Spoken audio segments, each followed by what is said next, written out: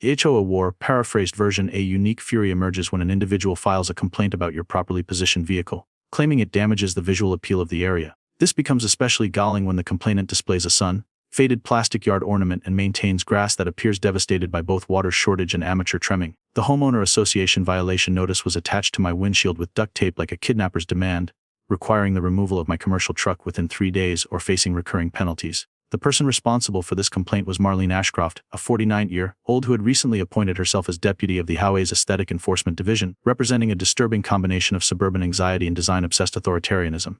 She held no official board position, merely being a property owner with excessive free time and a wireless headset permanently attached to her ear. This didn't prevent her from monitoring the block like a security officer on patrol. The ironic part was that my truck wasn't some deteriorating vehicle emitting exhaust fumes. It was a 2022 GMC Sierra Chidali in jet black, professionally cleaned weekly, and maintained better than her BMW had ever been. While registered to my business, Ashfield Recovery and Transport, it also served as my personal transportation. I operate a specialized towing service handling luxury automobiles, crash recoveries, and ironically, improperly parked cars. My profession literally embodies what HOA zealots dream about when fantasizing about wielding absolute authority. I'm familiar with every towing statute in the county, every legal exception, every procedure, and crucially, every overreach. When Marlene appeared at my door that evening, displaying her HO credentials like a law enforcement badge, informing me with a smile stretched beyond comfort that I should relocate that eyesore before it diminishes everyone's home values, I maintained my composure. I didn't become angry or raise my voice. I simply provided her with bottled water, promised to investigate the matter, and expressed gratitude for her concerns. My retaliation doesn't involve verbal confrontation, but rather documentation, strategic advantage, and calculated consequences.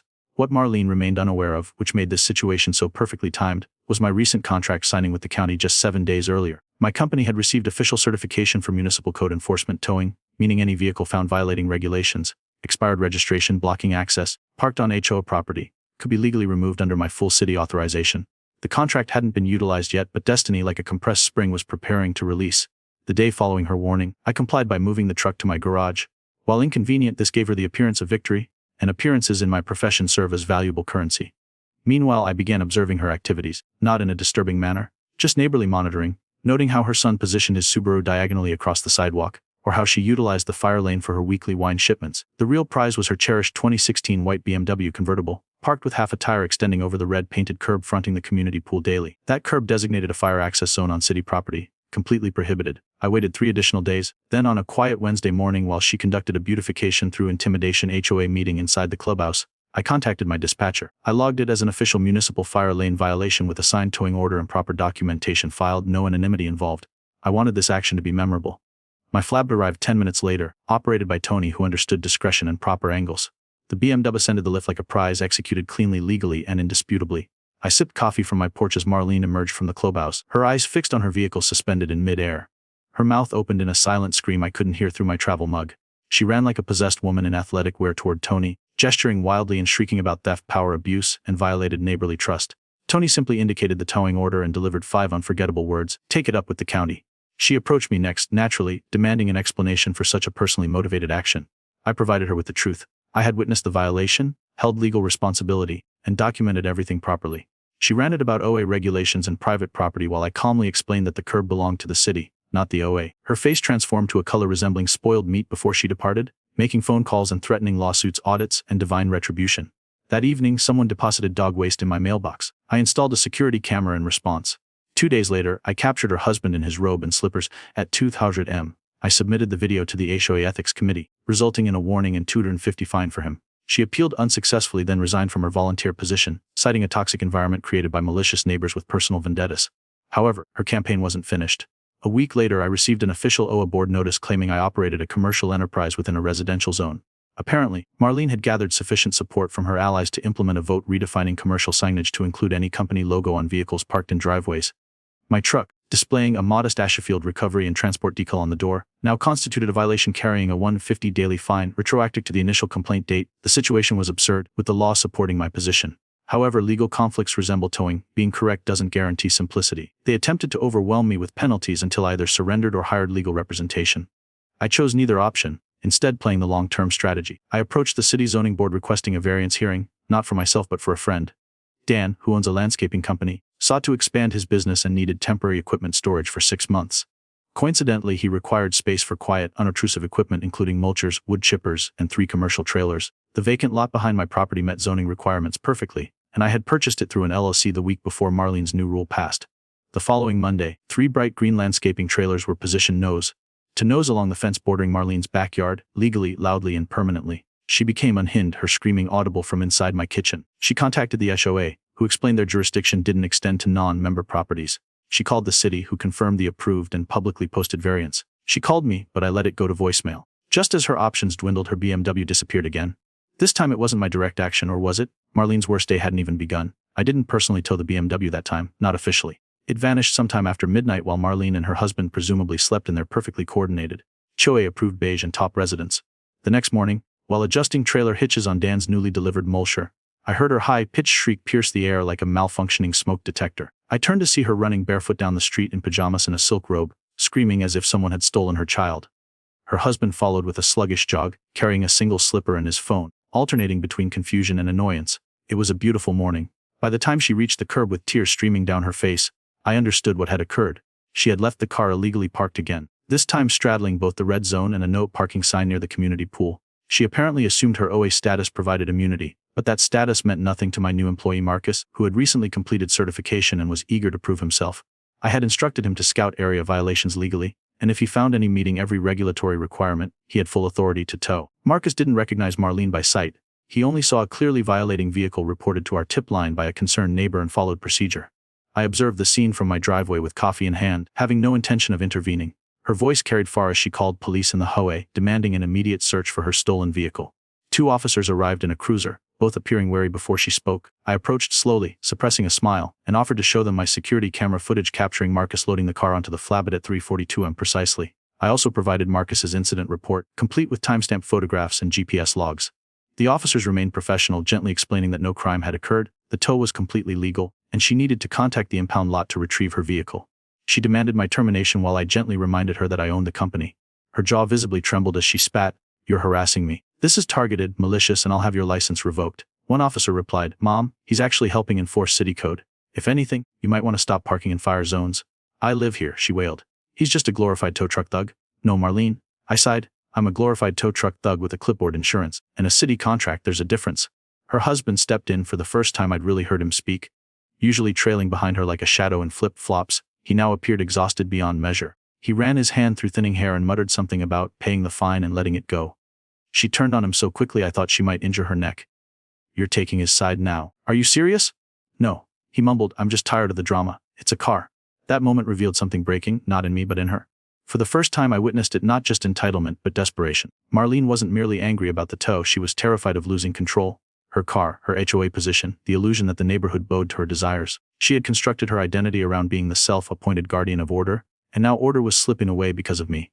Later that day, she posted a rant on the neighborhood forum titled "Menace Among Us," claiming I was harassing her, stalking her family, and abusing city resources for personal vendettas. The 6-paragraph post included 3 stock photos of menacing 2 trucks. Half the neighborhood liked it while the other half commented things like, "Maybe don't park in fire lanes then," and "Your lawn flamingo is scarier than his truck." I didn't respond, but someone else did. Donna Patel, a real estate agent, OA board treasurer, and possibly the only rational person within 5 blocks. She and I weren't close, but we shared mutual understanding about proper operations, cleanly, quietly, with minimal screaming. Her comment on Marlene's post was brief and devastating. "Marlene, please stop embarrassing the board. This is the 3rd time this month you've escalated a personal feud into official HOA business. You don't represent us." I could feel the psychic recoil from across the cold D-sack. That evening brought an unexpected door knock, not Marlene but her husband Glenn. He apologized genuinely, awkwardly for everything, explaining he'd been dealing with significant stress and that neighborhood politics had transformed his wife into someone even he no longer recognized. He didn't request that I stop or make threats. He simply talked. I respected that approach and told him plainly that I had no interest in warfare, but wouldn't allow his wife to weaponize the HOA against me simply because she disliked trucks. We shook hands, and for the first time, I thought things might calm down. Spoiler alert, they didn't. 2 days later, I discovered my mailbox smashed to pieces again. This time the security camera captured nothing. No faces, no movement, just static between 2:01 and 20:17 am. Upon reviewing the footage again, I found only static. Someone had jammed the camera, a professional move, not a prank. This had moved beyond Karen tantrum territory into calculated action. I filed a report, police came, took a statement, and shrugged apologetically. No license plate, no witnesses, no suspects. The HOA remained silent, but something felt wrong. My security camera was top of the line with layered redundancy and internal battery backup.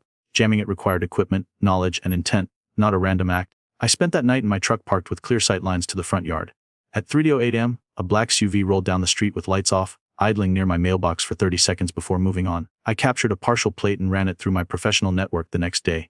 It belonged to a private investigator hired 2 weeks prior, with Marlene Ashcroft's name on the invoice. I had documented evidence of her hiring a PI to surveil a neighbor, which under false pretenses constituted a massive HOA ethics breach and borderline criminal harassment.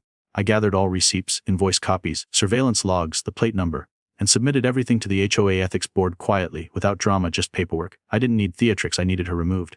At the next HOA meeting, which I didn't attend, the evidence spoke louder than any speech. They voted unanimously to bar her from holding any future OA positions for 5 years. The vote was public, the minutes posted online, and Marlene wasn't just furious, she was humiliated. The following weekend, a for sale sign appeared on her lawn. But that wasn't close to the end, because when she attempted one final retaliation, she provided me the legal weapon I never expected her to be foolish enough to offer, and I used it to tow her entire life away. Marlene didn't depart quietly. Of course not. The for sale sign was planted like a passive-aggressive middle finger, but every detail screamed warfare. Her lawn suddenly became immaculate, her garden erupted in full color overnight as if professionally airbrushed. She began walking her tiny dog up and down the street 6 times daily, pausing in front of my house with theatrical disgust, ensuring her yappy furball relieved itself directly on my curb. It wasn't subtle or clever. It was petty and desperate, which made it dangerous. I mostly ignored her, except when I watered my driveway at the exact moment she passed, purely coincidental. And when I repositioned Dan's mulcher so the exhaust pointed toward her kitchen window. All accidental, completely within zoning regulations. But it wasn't sufficient for her anymore. Her vendetta had fermented into something bitter and personal, and she wouldn't move without firing one final shot. I didn't expect her to attempt it through litigation. The envelope arrived Friday afternoon, hand-delivered by an embarrassed-looking process server. Inside was a cease and desist letter on legal stationery, accusing me of malicious interference, defamation, and intentional emotional distress. Signed by her attorney, the letter demanded I cease all harassing behavior, including but not limited to staring at her property, photographing her home, and orchestrating illicit towing campaigns for intimidation and retaliation. Here's the entertaining part, I hadn't done any of those things illegally. Every photograph I'd taken was submitted to the HOA or city with proper documentation. Every tow was lawful, and staring isn't even criminal. If it were, she'd be serving time for every death glare she'd thrown since April. Still, I took it seriously because unlike Marlene, I actually understand legal nuance. I immediately contacted my attorney Theo, who's so calm he makes tranquilizers seem neurotic. We reviewed the letter line by line, and he smirked by paragraph 2. This is fluff, he said. Bluff. But if you want, we can escalate. I did. We drafted a response, a clean, surgical letter pointing out factual errors, baseless accusations, and complete lack of actionable evidence. We included copies of my towing contracts, timestamps, and city approvals. Then for sport, Theo attached a preliminary motion for counter-litigation covering defamation, false claims, and abuse of legal process. No threats, just advance notice. That should have been the conclusion. A reasonable person would have taken the loss, sold their house, and departed with dignity intact. But Marlene doubled down. 3 days later, I received a Department of Motor Vehicles notice, an anonymous tip questioning the commercial zoning of my tow vehicles, triggering a compliance audit. The next day, someone reported my driveway as an unauthorized business staging ground, prompting an unannounced building inspector visit. He left 10 minutes later, laughing and shaking his head, telling me I had the cleanest permit trail he'd ever seen. Marlene was throwing darts blindly, hoping something would stick. Then she made a significant mistake, submitting a forged complaint to the County Code Enforcement Office claiming I was illegally modifying vehicles on site. She included heavily edited photos, obviously from a different property entirely. Unfortunately for her, I had video footage of my driveway during the exact times of alleged modifications. The clincher, one vehicle in her photo had Oregon plates. We live in California. Theo lit up when I told him she'd just falsified evidence in a government filing. Class a misdemeanor minimum. We submitted everything, the altered photos, my security footage, and a signed affidavit from my employee confirming the Oregon vehicle had never been on site. Within 2 days, a formal investigation opened. That's when everything unraveled for her. First, her lawyer dropped her. Apparently, she'd neglected to mention fabricating evidence. Then the county notified her that filing false code complaints was punishable by fine and potential criminal referral. That notice became public record, and the HOA learned of it. Donna emailed me privately, she's radioactive now. No one will back her. I thought she might finally disappear, but Marlene had one move left. One final deranged swing before the curtain fell. She attempted to have my towing license revoked, not through legal channels, but through slander. She began calling dealerships and businesses I contracted with, spinning stories about how my company was under investigation for vehicle theft, that I'd targeted a woman out of spite, and that my employees were thugs in uniforms. Several clients forwarded me her voicemails. Some laughed, others asked if I wanted them to sue her, but I told them no. I wanted her to continue because every call, every email, every lie provided evidence I was collecting. By week's end I had over a dozen recordings, all defamatory, all provably false. Theo practically drooled as he drafted a cease and desist of his own, this time backed by a lawsuit waiting in the wings, not just for defamation but for interference with contractual relations. A serious charge when backed by recordings, affidavits, and timestamps. I served her the papers myself. She answered the door in full yoga gear, sweating and out of breath as if she'd been pacing for hours. When I handed her the envelope, she blinked as if she didn't recognize me. then tried to slam the door. I stopped it with one foot. "You had your fun," I said, "but now it's my turn." The following Monday, Marlene's house was officially listed with a price drop of nearly 30,000. No takers. Rumors were circulating. Buyers Googled her name and found the HOA minutes, the county fine, the public forum post, one search, and they fled. The day after the listing went stale. Not the one I'd touted twice. This was newer, flashier, a 2024 4 Series in glacier silver. She parked it front and center like a victory flag. I'll admit surprise at her continued audacity after everything, but then I noticed something the new car had out of state plates, temporary ones from Nevada. The registration taped inside the windshield didn't match her name but read Michael Feldman, Glenn's brother, whom I'd met once at a neighborhood barbecue. That was problematic. The HOA had strict rules about out-of-state vehicles staying longer than 10 days, especially unregistered ones. But the bigger problem was her parking location, directly over the storm drain, which according to city ordinance was a finable offense if the car leaked any fluid. I checked the next morning, sure enough, oil spots on the concrete. I called Marcus, who arrived within the hour. When Marlene saw her shiny new BMW perched half-tilted on the flatbed, she lost every shred of composure. She screamed as if she'd stepped on glass, waving her phone like a wand that could summon immunity. But it couldn't. Not from city code, not from me. "You can't keep doing this," she howled. "You're right," I replied, "because there won't be a next time." The car was towed legally and cleanly again. The next day, the house listing vanished. Marlene's departure wasn't the satisfying mic drop exit you'd expect from someone who spent months playing cold D-sack queen. No moving day parade, no final driveway standoff. She simply vanished behind rental SUV tinted windows, watching from the passenger seat while underpaid movers shoved her designer patio set into a box truck. It was truly pathetic. She didn't even yell once, just sat there in oversized sunglasses seemingly designed to hide the defeat smeared across her face. Glenn didn't say goodbye either, but as he climbed into the driver's seat, he glanced my way long enough for a small, exhausted nod. I returned it. He was free. The neighborhood exhaled with palpable relief. You could feel it in how people actually emerged outside again. Kids rode bikes down the street without being yelled at for noise violations. Donna Padel started a weekend cleanup group without anyone being berated for wrong equipment choices. People left trash cans out an extra hour without fear of passive-aggressive emails. For a while it felt normal and peaceful. But if you've been paying attention, peace doesn't last. 2 months after Marlene's exit, a black SUV with tinted windows slowly passed my house, the same model she'd left in, same plates. I checked my driveway cameras to confirm I wasn't imagining things. It circled twice before disappearing. Perhaps a coincidence, but my instincts suggested otherwise. Then came the phone calls, initially just 1 or 2 weekly. Robocalls about extended warranties, fake IRS warnings. But they grew more specific. A man's voice, always distorted, reading my full name and address while making vague threats like, "We know what you're doing." I traced the numbers, burner phones, spoof locations, amateur-level anonymity but intentionally annoying. I filed a police report. They were sympathetic but honest about their limitations unless someone crossed legal lines. So I did what I always do: watched, waited, documented. I upgraded security cameras, installed motion-triggered floodlights, rerouted my business line through a screening service. Then I investigated public records on a hunch. If Marlene was behind this, she wouldn't simply disappear into some distant suburb, but would circle back like a mosquito too stubborn to die after one swat. It didn't take long. She hadn't left town but moved 6 blocks over into a rental under her maiden name, Marlene Jennings. The property was technically owned by a holding company leasing short-term executive housing, but her car was still registered to Glenn and still getting towed. I laughed seeing the listing: 3 beds, 2 baths, and no HOA restrictions. Even she had learned to fear the monster she'd once fed, but she wasn't finished feeding it. The harassment escalated. Someone spray-painted "thief" across Dan's green trailers overnight. Another night, a dead squirrel was stuffed into my mailbox. Then came the crown jewels, a fabricated review bomb campaign targeting my business. 1-star reviews flooded Yelp, Google, Facebook within hours, all claiming vehicle damage, verbal abuse, illegal impounding, total fiction. The timestamps were sloppy, IP addresses matched, and several accounts used usernames suspiciously similar to forum usernames. I traced them, collected metadata, called in a favor from an old client working cybersecurity for a credit union. Within a day, we confirmed the reviews originated from a single apartment complex's guest Wi-Fi. The same complex Marlene was renting from. That was the final straw. Theo helped me file a formal lawsuit: civil harassment, business defamation, malicious interference, the works. More importantly, we obtained a temporary restraining order, and with my evidence the judge didn't hesitate. The TRO was delivered the next morning. Marlene refused to accept it, claiming it was unconstitutional and clear process abuse. She called police on the process server. They laughed.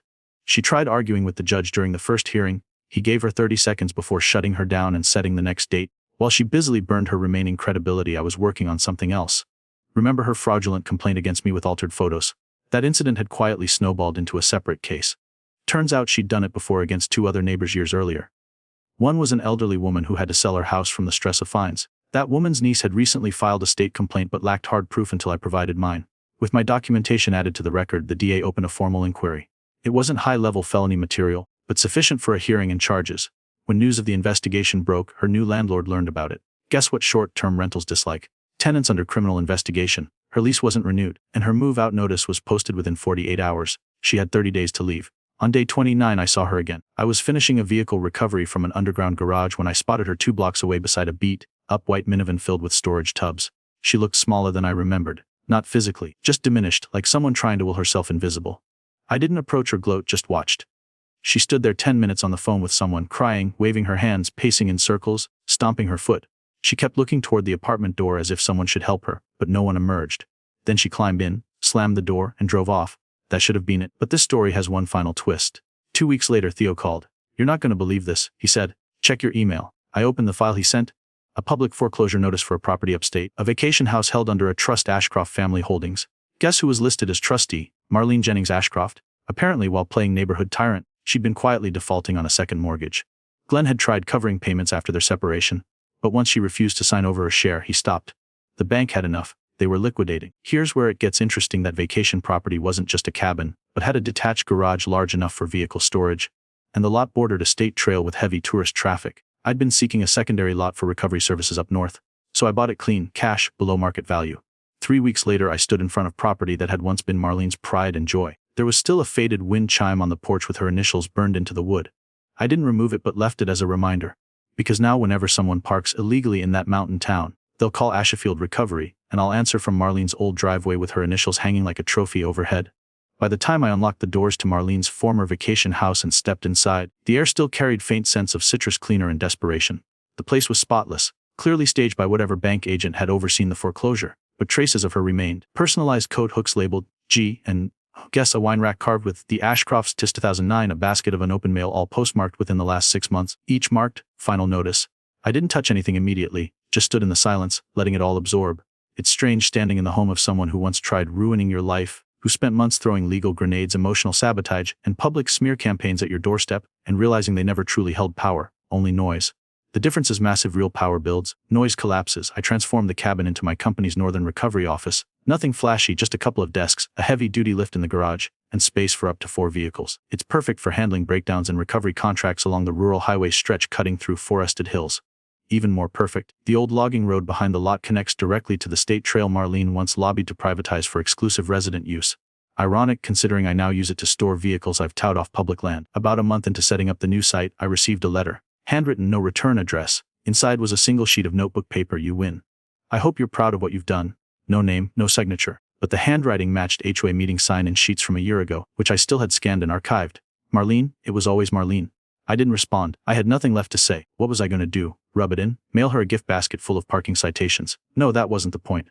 I hadn't spent all this time dismantling her petty empire just for revenge. This wasn't about vindictiveness but about correction, balance, ensuring someone like her couldn't keep weaponizing authority for sport.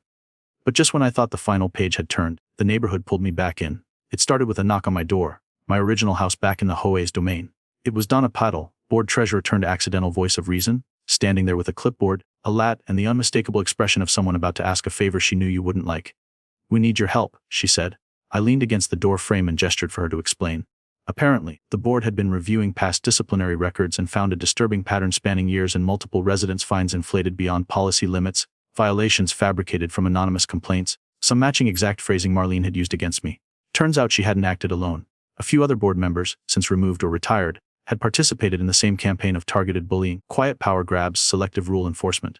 One particular committee chair, Brent Whitaker, had continued it quietly, thinking no one would notice now that Marlene was gone. Donna wanted to audit the last 5 years of citations. She wanted transparency, reform, and, this stopped me mid-sip of coffee, an oversight consultant, someone who understood city code, legal enforcement, and regulatory boundaries, someone like me. I laughed genuinely. "You want me to work for the high?" "No," she said. "We want you to watch it from the outside like an inspector general. Paid, of course."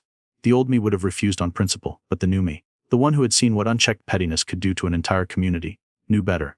If I didn't accept, someone else would. Someone quieter, maybe sneakier, maybe worse.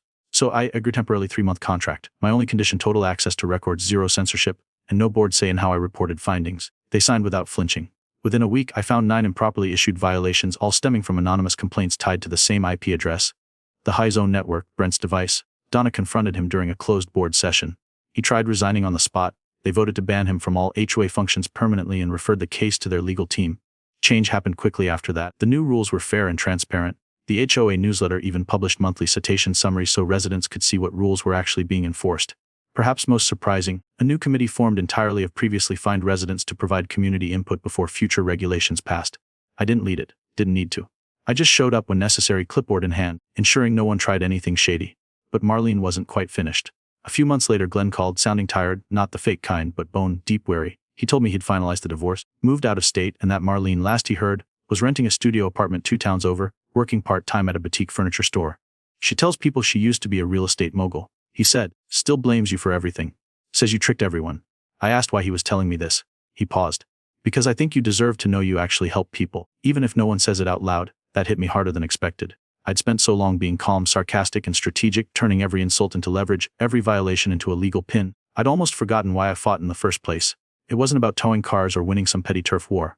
It was about drawing a line, showing that control doesn't give you the right to destroy people's lives over aesthetics and ego. That night, I drove to the cabin alone, sat on the porch, listened to the wind knock against the chimes Marlene had left behind.